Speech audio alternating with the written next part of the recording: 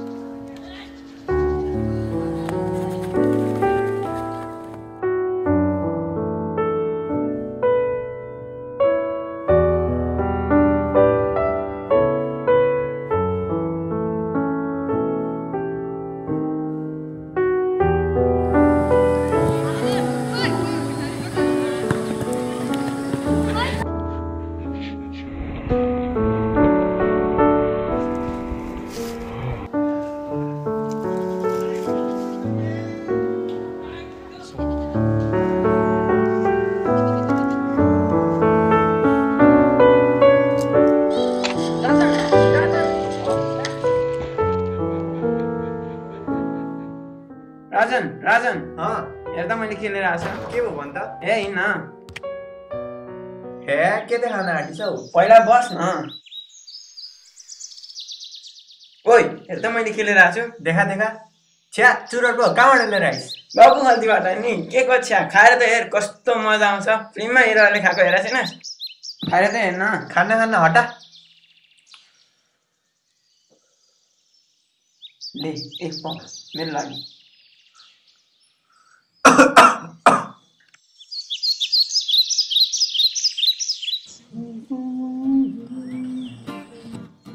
ओइ केटा उतार न उता। ओ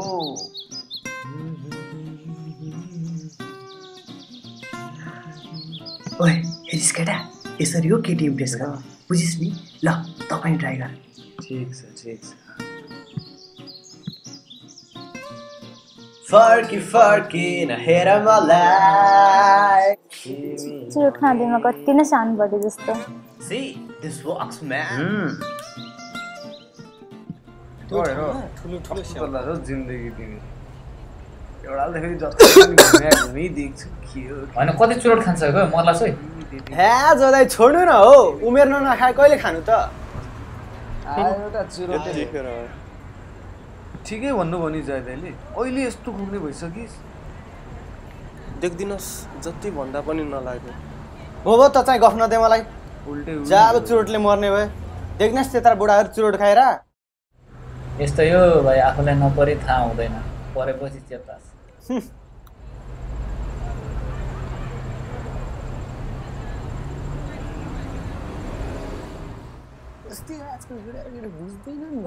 त पनि कहिले देखि हो?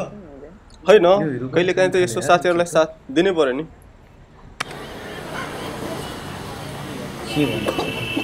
अघिसम्म खुब बुढाहरू कुरा गर्दैछ। कहिले काहीँ कसैले भनेको पनि मान्नुपर्छ हो। कहाँ मान्छ हो हिरोहरू हो।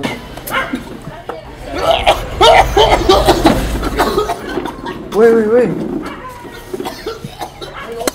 कति भयो यार। अब त हस्पिटल लानै पर्छ। खै पानी।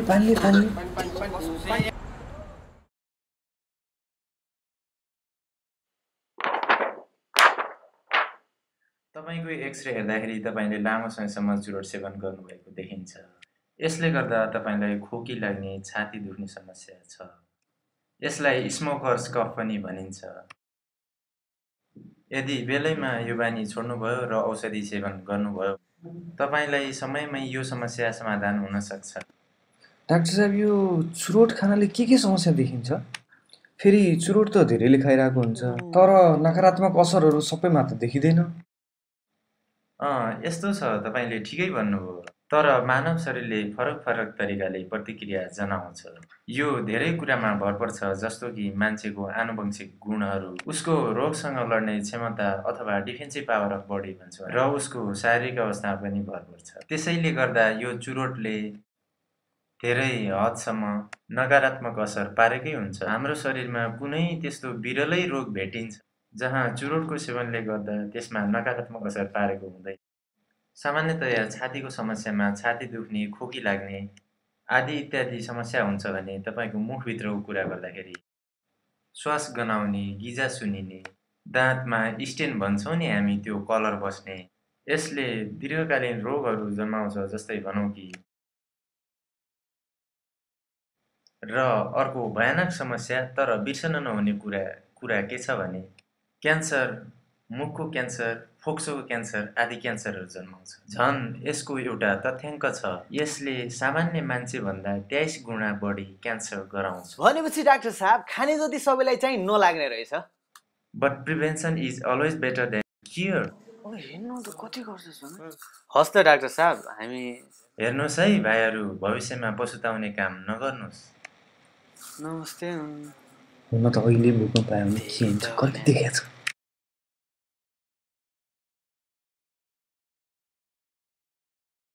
किसी भी सलाह देता हूं, ये तुरंत असर दिखाता है, नतीजे मैंने खुद देखे हैं। हेलो भन, के छ? के रे हो र? ए ल कुन हस्पिटल हो तिमीहरू? कहाँ हो तिमीहरू भन त? ए पख, म आएँ, म त्यहाँ आएँ पख।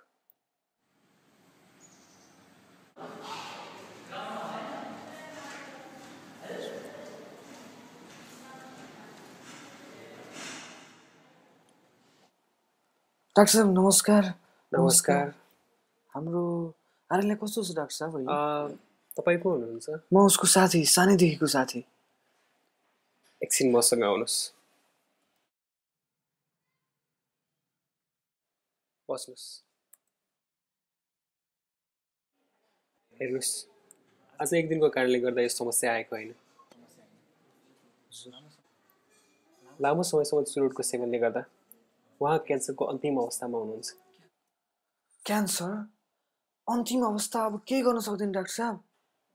हेर्नुहोस्, औषधिले भ्याएसम्म र गरेर हुनेसम्म हामीले सबै गरिसक्यौँ, तर उहाँ जीवनको अन्तिम अवस्थामा हुनुहुन्छ।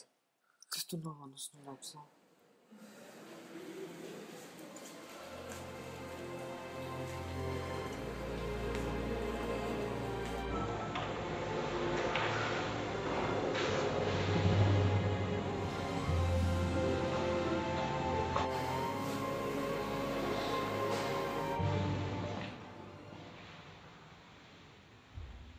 आर्य, राजन, त आइस। हेर साथी, मैले त समयमै बुद्धि नपुर्याउँदा आज यो अवस्थामा छु। तसँग त समय छ, पुरै जीवन बाँकी छ, परिवार छ। हेर साथी, आफू र आफ्नो परिवारको लागि भए पनि धुम्रपान त्यागिदे साथी, धुम्रपान त्यागिदे।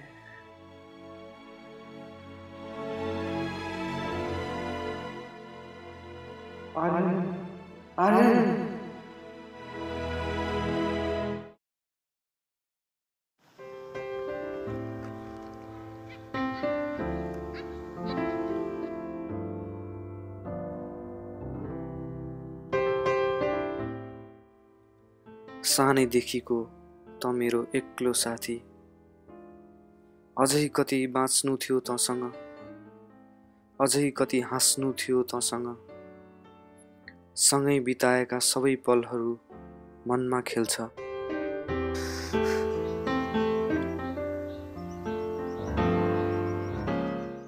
याद मात्रै, सम्झना मात्रै छ अब त।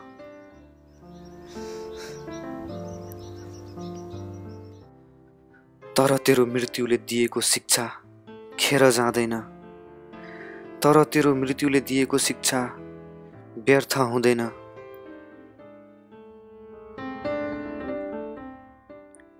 तेरो मृत्यु निम्त्याउने यो धुम्रपान आजैदेखि त्यागिदिन्छु म।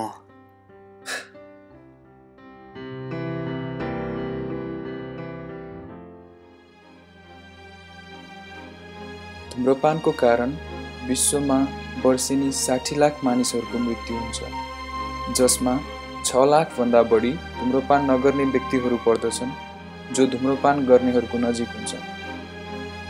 तथ्याङ्क अनुसार नेपालमा पुरुषहरूमा लाग्ने क्यान्सरहरूमध्ये फोक्सोको क्यान्सर र मुखको क्यान्सर सबैभन्दा बढी र महिलाहरूमा लाग्ने यो तेस्रो प्रमुख क्यान्सर हो।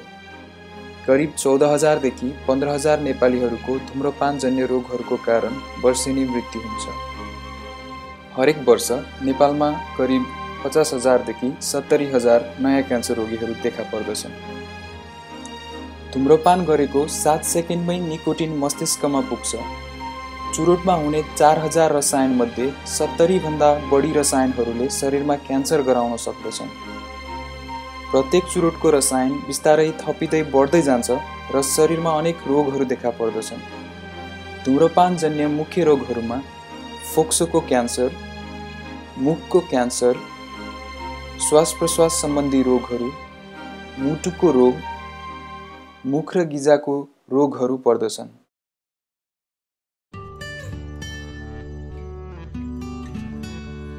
धुम्रपानको कुलतबाट समयमै उम्किएका भए राजन र आर्यनको मित्रता अझै निरन्तर भइरहन्थ्यो। त्यसैले आफ्नो अनि परिवार र साथीहरूको स्वास्थ्य र सुन्दर भविष्यको लागि धुम्रपान नगरौँ र अरूलाई पनि धुम्रपान त्याग्न प्रोत्साहित गरौँ।